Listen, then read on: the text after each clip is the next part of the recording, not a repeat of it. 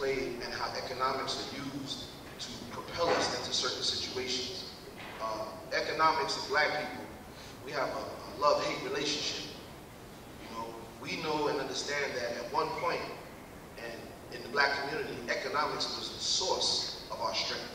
Economics was the source of our cultural strength because we owned our own. People like Marcus Messiah Garvey, Elijah Muhammad, these people drilled in us that we need our own economics so that we can have the ability to determine for ourselves what is valuable, what is not valuable. You know, like the young comrade just said, how not having money makes me feel a certain way. And then connected it to not having money keeps me out of the loop of activities. Not having money keeps me out of the loop of food. You see, all of these things, as we study and understand, is the first weapon against a people. Take their economics, kill the ability for them to do for themselves, and you will eventually control those people. So when I look at the economic situation, one, I have to readjust. To young people, I say to you, readjust your value system. Because the things that we tend to think are valuable are often most times not valuable. And the things that we overlook are the most valuable. And the things that are most valuable don't include money. But that's a life lesson. I had to learn that too.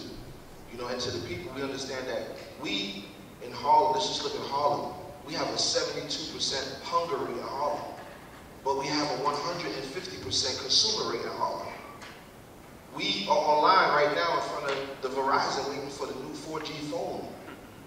And the sneaker across the street at the sneaker store, we online overnight waiting for that. So we got money, but we don't have a sense of economical control or economic education where we can place our money in things that will value us in the long run.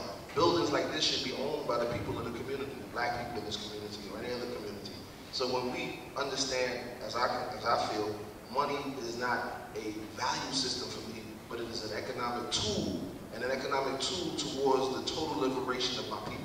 Other people, white people, are free or somewhat free because they have economic control and a balance in economic understanding.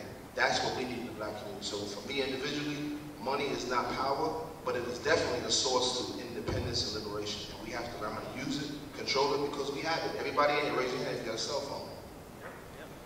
Raise your hand if you got an iPod or something. I got it. Raise your hand if you got clothes. See, so we got money. So we need to learn how to culture, like the young comrade said, I feel a way when I have to ask someone. Well, as African people, that's what we do. We ask each other. That's part of our culture, whether you're Latino or whether you're African. Our cultures are built on trade. Our culture is built on, you got some sugar? Can I borrow some ice? You know, can I borrow a pencil? That's how we got through everything. Now we're in a situation where we feel funny about asking.